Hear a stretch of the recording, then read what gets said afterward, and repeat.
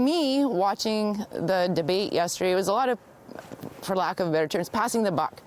Advocates and harm reduction experts are disappointed that a motion that may have seen small amounts of drugs decriminalized in Winnipeg was defeated. We need harm reduction in our province, and that would have been one step. It's only a small little piece of what we actually,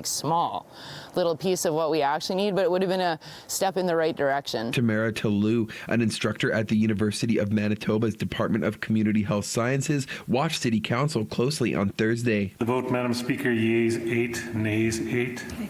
It's a tie vote. Motion is lost. Councillors were split down the middle on the motion to have Winnipeg ask the federal government for an exemption to decriminalize small amounts of illicit drugs in the city. They could have made a big difference by taking a stance.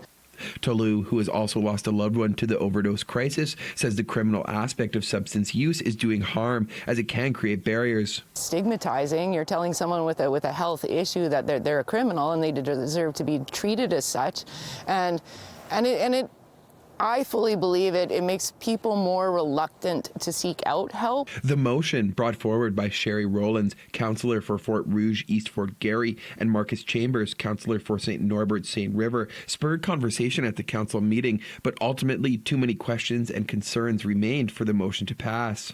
Mayor Brian Bowman said there were several factors behind his no vote, but noted if decriminalization is how the federal government wants municipal and provincial governments to address the overdose crisis, it should set out a clear map and direction towards collaboration.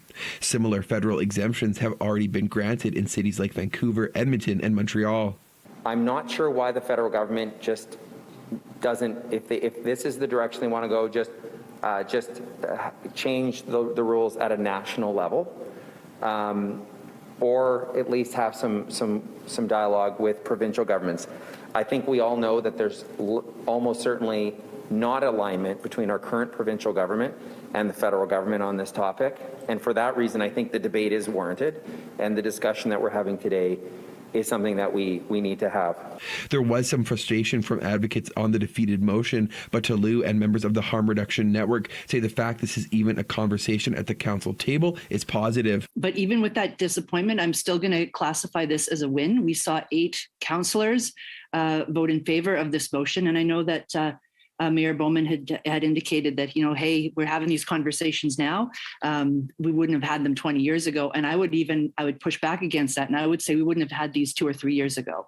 Mexico stressed that in order to address the overdose crisis, all levels of government need to work together, but notes Thursday's motion, while ultimately unsuccessful, does send a strong signal. It is a provincial problem. It's a federal problem. It's a Winnipeg problem. Like I said, 8 councillors in favor of this certainly sends a message, even though the motion didn't pass. In Winnipeg, Morgan Majeski, City News.